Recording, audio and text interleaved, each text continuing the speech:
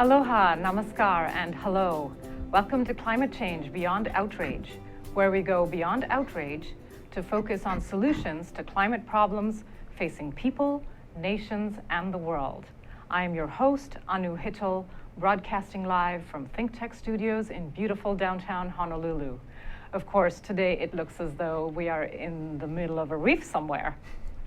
Which brings us to today's episode, Reefs and Resilience.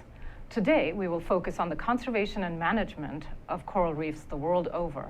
I have in the studio with me Dr. Rod Salm, Senior Advisor, Pacific Division Marine Program of the Nature Conservancy. Please join us in this conversation by tweeting us at ThinkTechHI. Rod joined the Nature Conservancy and moved to Hawaii nearly 17 years ago to build a marine program in the Asia-Pacific region, where he also led climate change adaptation and resilience work. In an earlier episode in this series, we discussed the Coral Triangle Initiative in the Pacific with Dr. Alan White, also of the Nature Conservancy, which focuses on the efforts of 6 countries in the southern Pacific Ocean in response to climate change.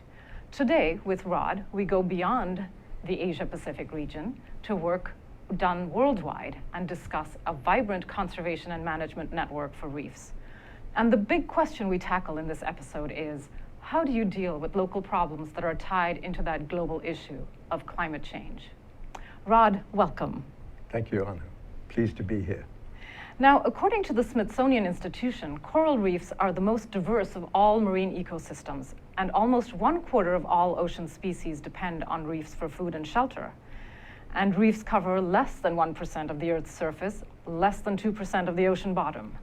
People are the greatest threat to coral reefs, starting with overfishing and destructive fishing practices, pollution, and now climate change. Climate change warms the seas and changes ocean chemistry. Rod will take us on a journey to coral reefs and help us understand these impacts. Rod, you were raised in Mozambique and worked on coral reefs in the Indian Ocean. You've also worked in lots of other places in the world on issues as local as sea turtle conservation, as well as more global marine issues, especially climate change. But we'll get to that later. How did you get into these issues? And could you give us a background on some of the trends you've observed and the patterns you have seen? Certainly, Anu. It was inevitable that I would have got into these issues. I mean, my mum tells me I learned to walk on the beach and I learned to swim in the sea. Okay. And there was lots of opportunity in Mozambique for both of those. And I used to go out fishing on my school holidays with my dad at dawn, because he liked to have a sole for breakfast every morning, a fresh sole. So I was on the sea, under the sea, and beside the sea right from the beginning, and drawn into it. And like many young people in that part of the world, I snorkeled, I spearfished, I collected things out of the sea. And later on, I went to see some of the far-flung reefs of the Indian Ocean that hadn't been seen by human eyes before. And I saw the impact of some of our exploitative activities on the reefs. It had a big impression on me. I was also in the company of some world leaders in conservation, like Sir Peter Scott from England, and Keith Shackleton, also from England, and Roger Tory Peterson from the US. Now, when you're talking about Peter Scott and Keith Shackleton, are these the folks that went down to Antarctica? They're not the folks, but Peter Scott, Sir Peter Scott was the son of Robert Falcon Scott of Antarctic Land. And Keith Shackleton is related to Sir Ernest Shackleton. Yes, okay. Yeah, so, and they're impressive people. They had a huge impact on my thinking, and especially seeing these pristine, pristine is a word we can't use anymore when it comes to the sea. But in those days, certainly, those reefs were surely pristine. And it had a big impact, as I said. So I changed my whole career path, and I went on to develop a career in marine conservation. This goes back further than I'd like you or your listeners to know, perhaps, but a long time ago. Well, I've already pegged you further beyond that, even by asking if you knew Peter Scott's father. So. Well, I didn't. But anyway, so that drew me in, and in the early days, it was easy having a career in marine conservation. There was no competition. Really, all you needed was a good suntan, tough feet, and a lot of energy. Nowadays, you need to be lucky, in addition to having all of the experience and the academic qualifications, because the competition is rather tough. And you asked about change, trends that I'd seen. I think one of the biggest trends I've seen, which to me is the most encouraging, and that is the number of people that are really committed to marine conservation. And not just in the more developed countries where education opportunities are better, but around the world. I mean, in at the beginning of the 80s, I went to Indonesia, for example, to help the Indonesians develop their marine conservation program. And then it was tough to find anybody who could scuba dive. I mean, I taught my counterparts to swim and snorkel and scuba dive and then do marine assessments. And there wasn't an awful lot of motivation among many of the people there. There were motivated few. But now you can't hold the Indonesians back. They come along as volunteers on our trips just to see how we work, you know, and they will stay in the water as long as there's another breath in the tank for them to use. So that's encouraging. Yes, and now you've worked on reefs all over the world, and you've worked in off of the coast of Oman, and you've worked in the Western Indian Ocean, and you said you'd found patterns and you were looking at health of corals.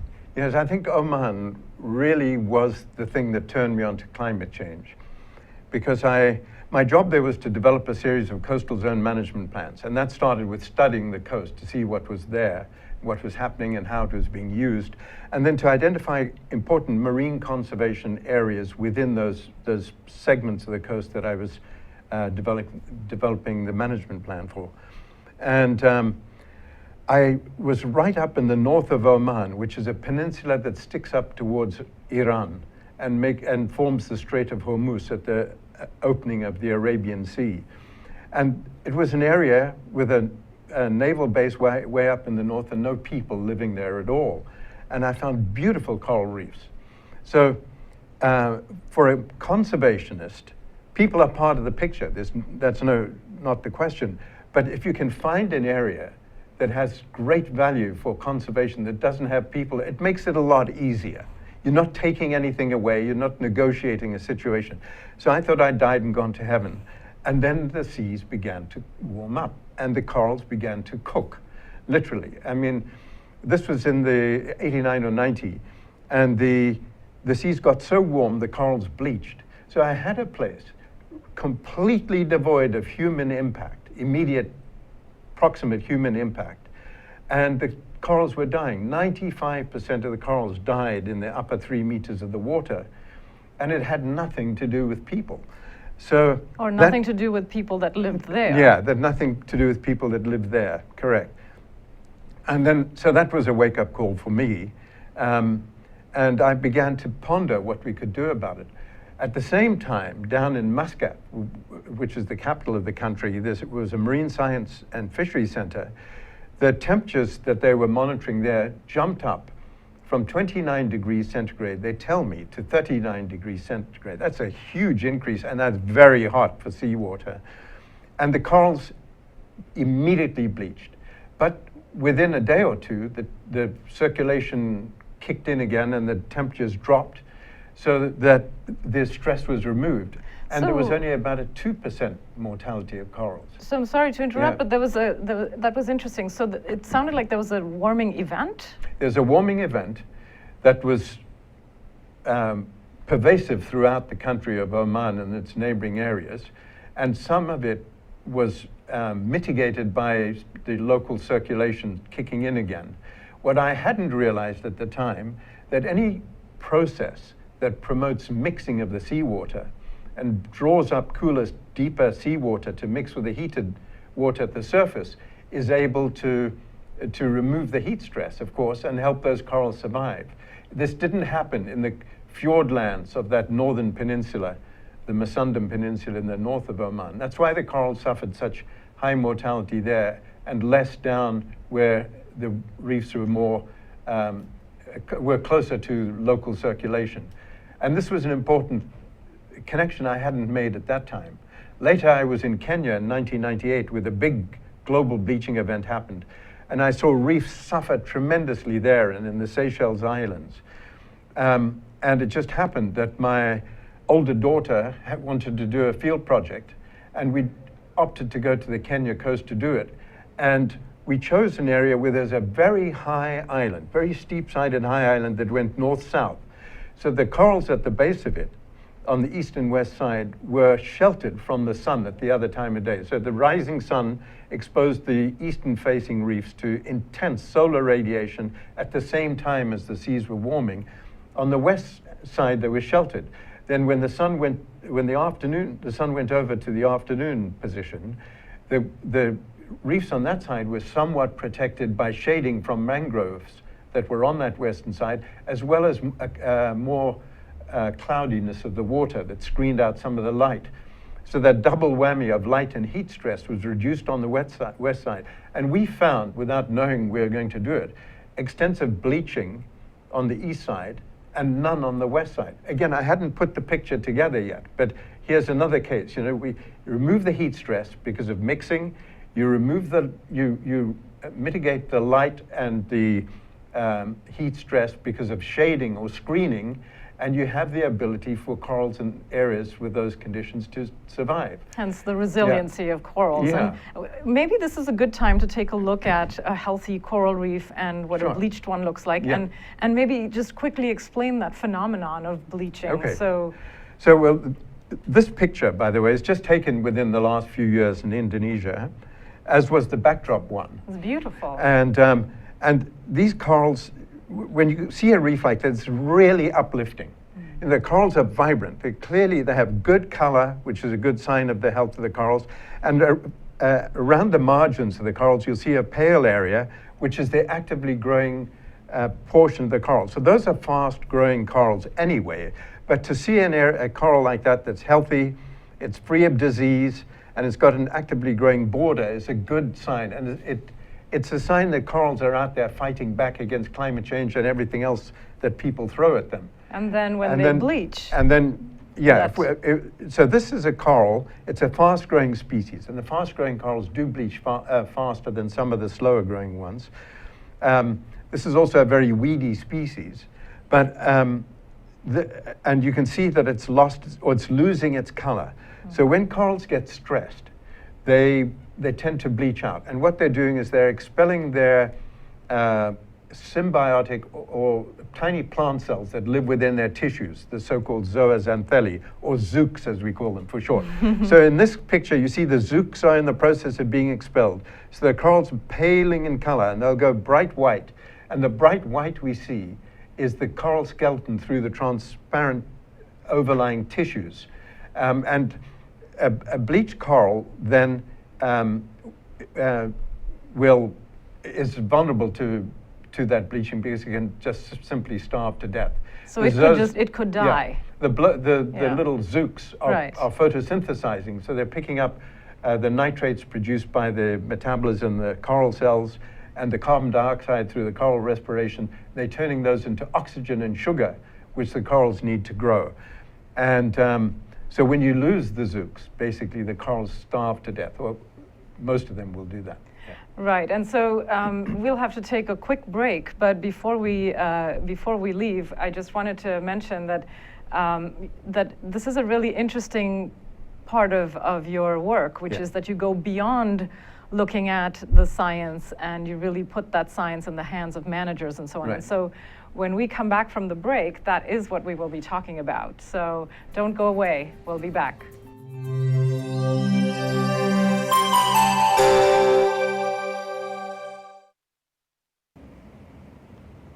Aloha, I'm Kaui Lucas, host of Hawaii is My Mainland, here on Think Tech Hawaii. Every Friday at 3 p.m., we address issues of importance for those of us who live here on the most isolated landmass on the planet. Please come join me Fridays at 3 p.m. Mahalo. Hi, I'm Ethan Allen, host of Likeable Science on Think Tech Hawaii. Come join us every Friday at 2 p.m. when I interview interesting scientists about what they do, why they do it, and why we should all care about it. It's a lot of fun to see. We hear, and you can learn interesting stuff. You'll hear all kinds of fascinating science, and we know you'll have a great time. Hope to see you then. Bye-bye. Aloha, this is Maria Mera, and I'm here to invite you to my bilingual show, Viva Hawaii on Think Tech Hawaii, every other Monday at 3 p.m. We're here to inform, motivate, and entertain you. join us. Hola, soy María Mera y estoy aquí para invitaros a mi show bilingüe Viva Hawái en Think Tech Hawái cada 2 lunes a las 3 de la tarde. Estamos aquí para informaros, motivaros y entreteneros. Apuntaros.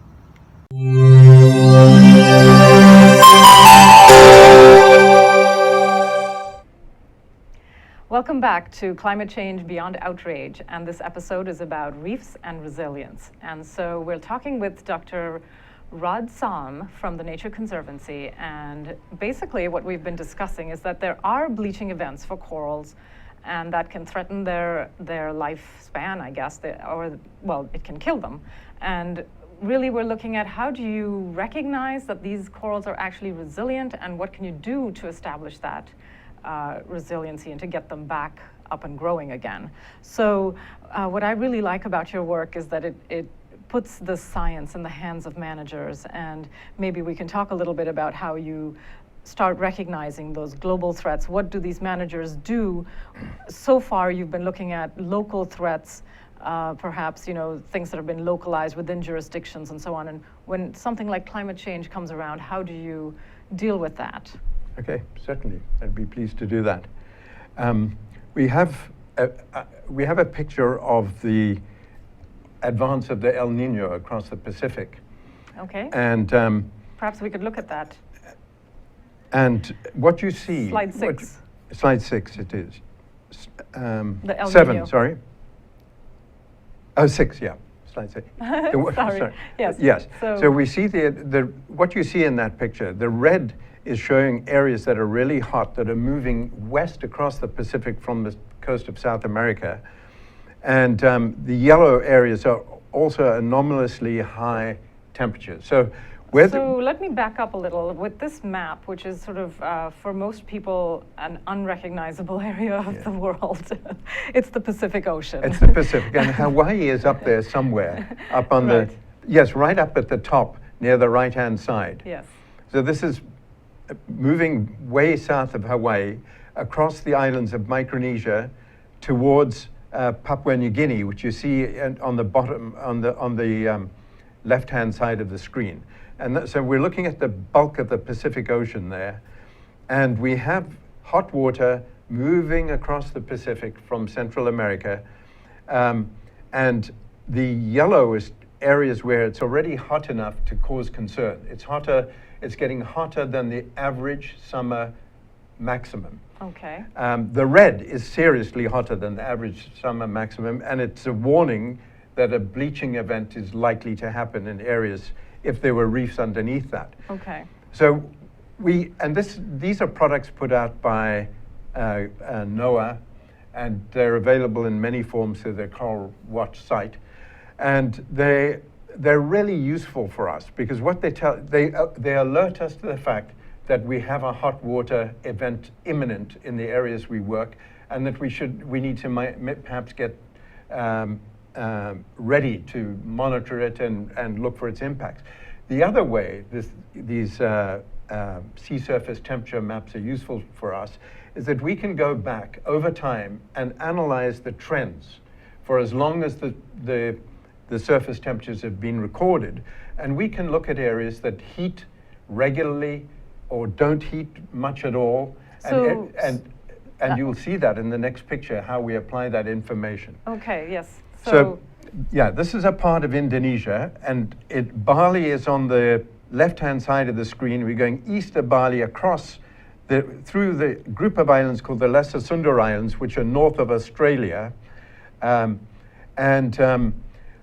we did an analysis of that area to look at the impact of sea surface temperatures over the past, or the patterns of sea surface temperatures, and to look at the areas that had lower projected likely heat events in the future, that had a low incidence of heat in the past, and also areas that had high heat in the past, because if you have an area that has a regular history of excessive heating and yet has a resilient and thriving coral community, that tells you that something has happened in that community. There's been an adaptation or an acclimatization happening there that's enabled those corals to survive heat events. And that might be a very good thing. So we look at those different patterns and we say, well, that'll help us determine priority areas to establish conservation areas for coral reefs and to begin our monitoring programs to verify what's happening to the reefs in those areas in response to bleaching. And right now, and it's just on the site this morning, and I was looking at that area, and I see that the area south of the Lesser Sunda Islands, right into the eastern part, is really deep red. That means that there's a severe bleaching happening. You see Pulau Sumba there. So it's come from the west side of the left side of that screen across the top of Pulau Sumba into the big Savu Sea, which is on the east side. And that's important because the Indonesian government has just established, and the Nature Conservancy are helping them with their zoning and management of that area. They've just established an 8.3 million hectare conservation area that extends from the islands in the north. You can see Pulau Flores directly north of there, down across Sumba and down all the way along the southern edge and up into Timor on the towards the right-hand side. So I find it really interesting that you're using these maps to prioritize conservation activities. So the first thing you're trying to do is to monitor, to go look, and really to survey what's happening there. And then when you go there, you look for what kinds of things? You're looking for resiliency, you're looking for health of corals, is that? Yeah, there's a group of people around the world that have been studying resilience and the science of resilience, and they go very, very deep into it. And it's great stuff that helps us with our field decisions. But in the next slide, we'll see some of the things that I specifically look for that help us make determine the health of the corals there. So in that picture on the top left-hand side, you'll see a coral that's a good deep brown color with a bright, light-colored, very active growing margin. That's one of the things we look for. So it's color and active growth. The one below it, you'll see there's a lesion that's being repaired. It's like a wound that we have on our skin. The coral is growing back over that lesion. All kinds of things cause lesions, like parrotfish that might take a bite out of a coral, or a big swell that might pick up rubble and drop it on a coral colony and cause abrasion. So looking to see how the corals respond, whether they succumb to those lesions and these lesions spread, or whether they just have the vigor and the health and the energy reserves to heal themselves, a good indicator of health. Another one, if you look at the coral immediately to the right of that, there's an area where the branching coral has been reduced to rubble, but the tips of some of the branches have survived. And those tips are now actively growing back over the coral branches. And that's another good example. Now the one that's white over there at the bottom, that's not looking so good. One. So that's what that obviously doesn't tell you, that tells you it's not a good that's not such a good thing to see. Yeah. So we also look at the other side. Are we seeing bleaching? And next to that you have a white syndrome disease of a table coral advancing rapidly over the coral. So we look for disease, or hopefully we don't find it, but we look for any evidence of disease. Okay. And so you've got this person who's snorkeling. Is that you? No. That is me. That yes. is you. Yeah. Okay. All right. So we have you, now we know what you look like in a snorkel suit. So we have you snorkeling, and so you go around, you look for the health, you sort of note this down, and then what happens? Well, in that particular case, that was a reef in Palau that lost 98% of its corals in 1998. Because of warming? Because of the big global warming event and the bleaching event that spanned the tropics. The world, incidentally, lost around 16% of its reefs in that event, and some have not recovered.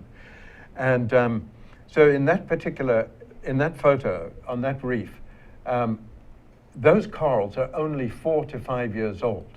So in 4 to 5 years, that's gone from dead coral to a bare surface to an area that's now 70% covered by live corals that are actively growing and repopulating that reef.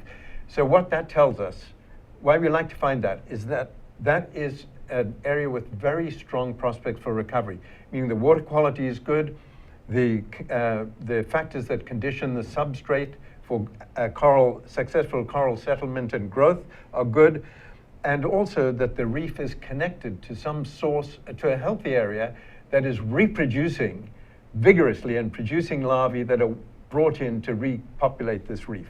Now, one thing I find really interesting in our conversation, we had talked about how you sometimes use not just scientists, but other people like dive companies and so on to help you find some of these.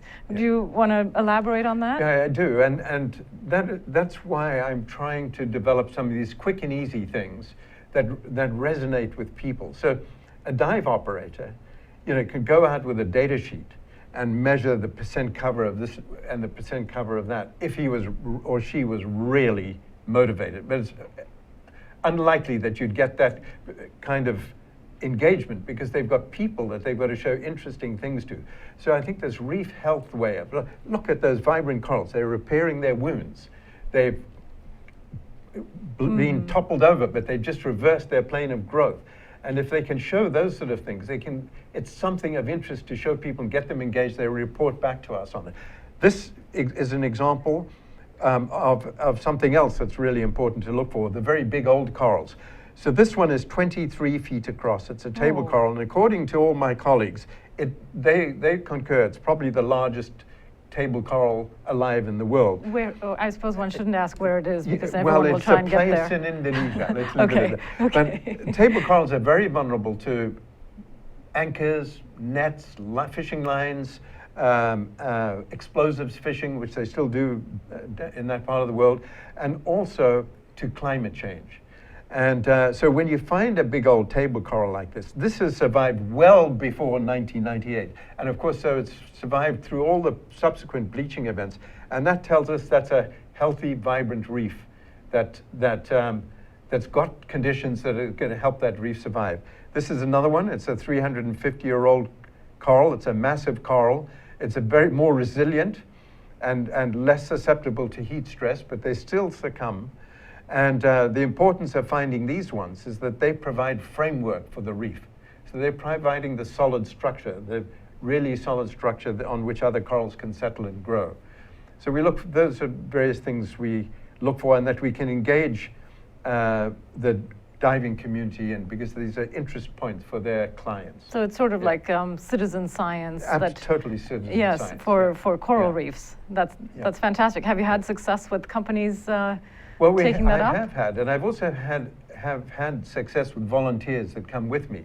And some of the volunteers, when they come, they want to contribute financially to help make the trip happen, so they can join us, and then they contribute the sweat equity, as we like to call it, the hard work. And they do. It's hard work for them, and they'll put it in. And these are sort of things which are easier for them to record. And we get them doing more stuff, like estimating the percent cover of live corals and sponges and other things too. And then we compare that with the very rigorous science done by the science teams who are putting out transects and quadrats and measuring things more scientifically, and to see the correlations we can find between them, and to see if there isn't a quick and easy way for us to do these kinds of assessments. It's important too, even for our scientists, because in some of the countries we work, we're asked to give an assessment of an area overnight. A government agency wants to establish a marine protected area, and they say to us, TNC, tell us, is it good, and which areas get higher or lower areas of protection? And if we can't give them the answer, you lose the opportunity to protect a valuable reef. Right. So, yeah. And so I think what we'll have to do again is take a break. But when we come back from the break, we will talk about how we put science tools, or rather tools, in the hands of managers and bring science to them so that they can help with bringing back some of these reefs. So don't go away. We'll be back.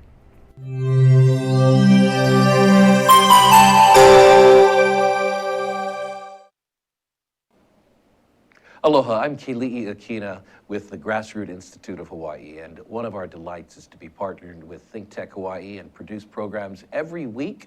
Every Monday at 2 o'clock, we have a show called E Hana Kako, which means let's work together. So we bring people from all across the nation and the country, and certainly throughout the islands together here to talk with them about how to work together, and how to work together to do the following: to build a better economy, a better government, a better society. So if you're interested in the research of our think tank, the Grassroots Institute, or if you're interested in how that's applied at the governmental and community and business levels, you'll enjoy the fascinating conversations with our guests on E Hana Kako every week on Think Tech Hawaii at 2 o'clock on Mondays.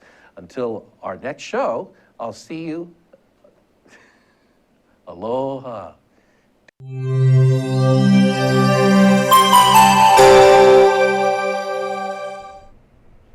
Welcome back to Climate Change Beyond Outrage. And I wanted to mention that we have a Facebook page now that is called Climate Change Beyond Outrage. So find us there. It's a public page, and you can keep up with what's going on with solutions to climate problems that are facing people, nations, and the world.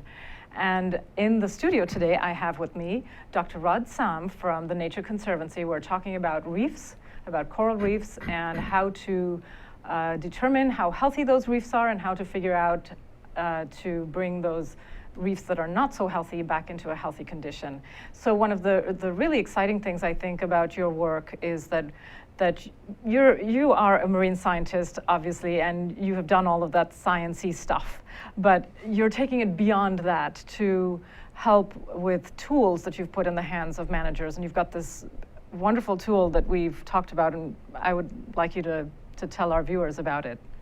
Yes, well, some of the conversation we've just had about what to recognize stimulated me to put together a CD-ROM toolkit. A CD-ROM? Yeah. That's something from the old days. Yeah. and it was meant to help managers decide or guide managers in how to build resilience into their selection and design and management of their coral reef conservation areas. And then I passed this on to others who have taken it beyond horizons I would have imagined. And it's online now as a tremendous resource for people. It's up there. Anyone can access it at reefresilience.org. And we have, it has a lot of content to it. It takes you through a number of case studies, which are always very useful for practitioners. In other words, how are other people doing this in other parts of the world? But the science is there as well.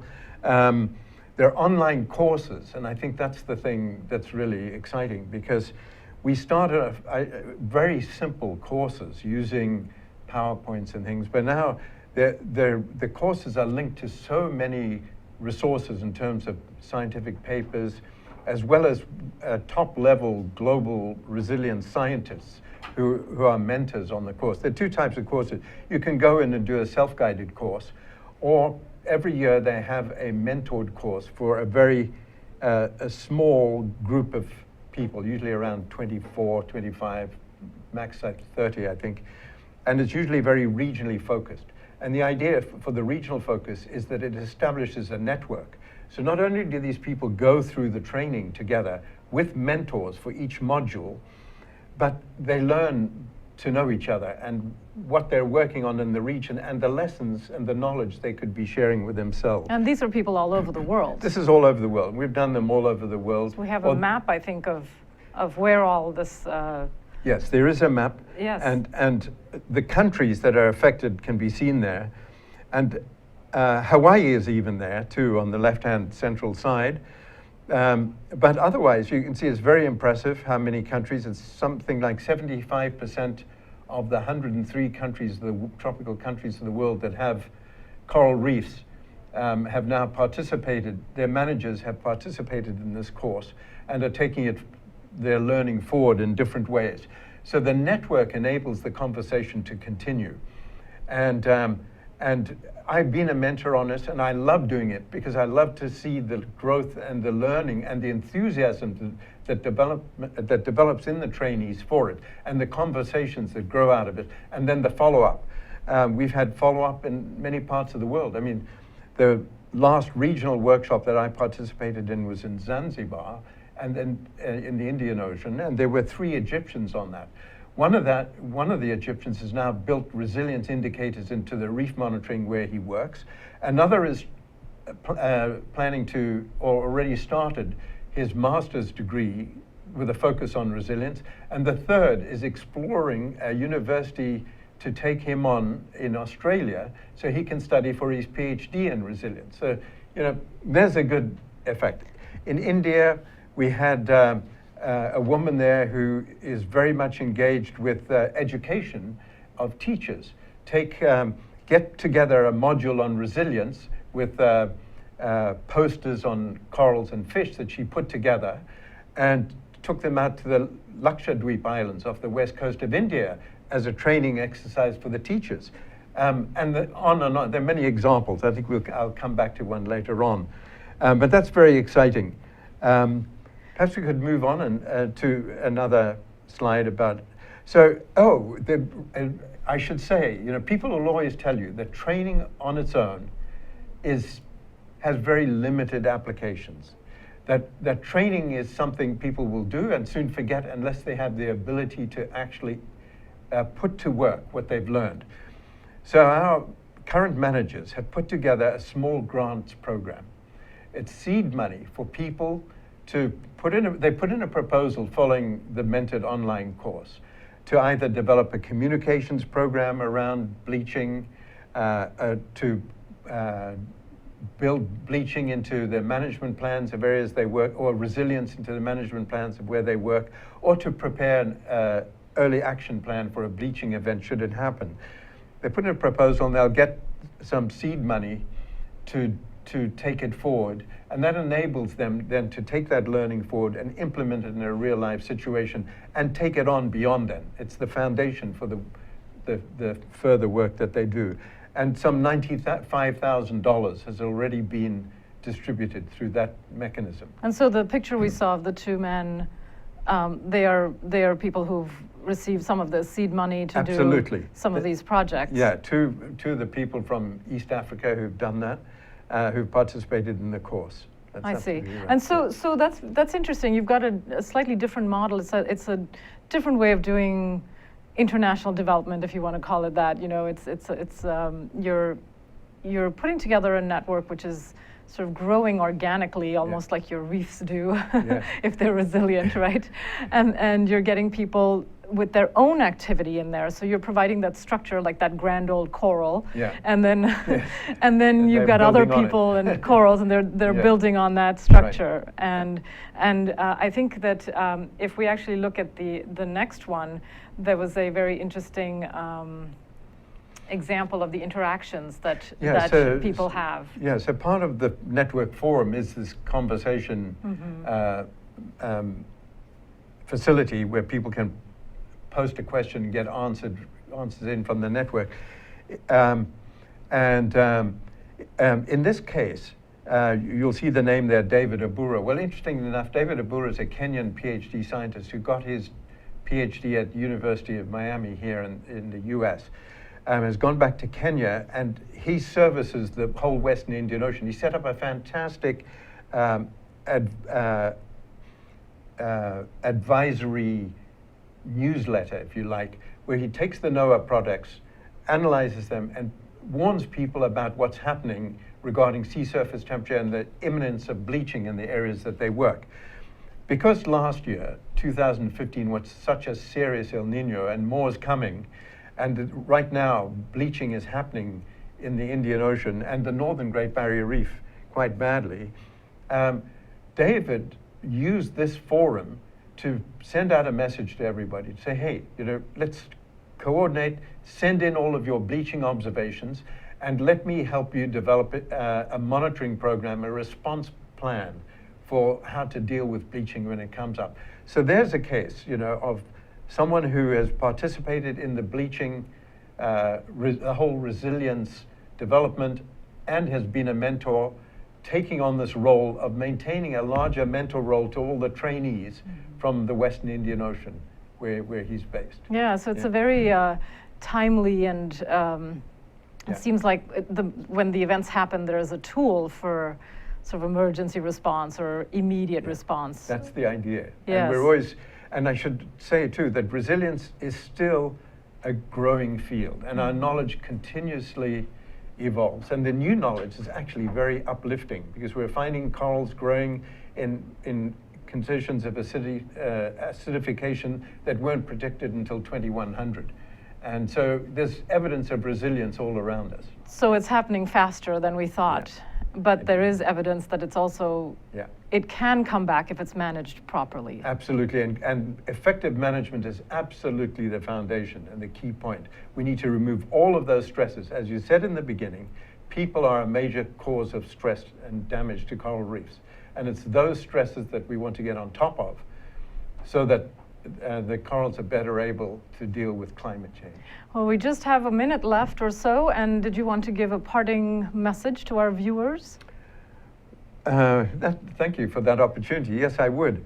What you see behind us is a beautiful coral reef in Indonesia. We have, and looking at that, I think you'll agree that we have a lot to lose if we don't do the right thing to manage coral reefs. And yet we have a lot to gain if we do. And we can all do things in our own ways. Those of us who are in science and conservation, of course, this is our business as usual, our day jobs.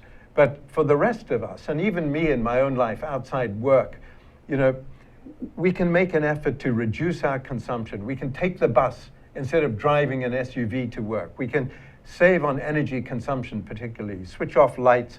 Don't let your water keep running, because even though water may not be so much of an issue at times, it is at the moment, of course, but if it isn't an issue, it still takes energy to process water. So, be aware that everything around us requires energy to either produce or to dispose of. And so cut down on waste and cut down on consumption, especially unnecessary consumption, wasteful water use and so on.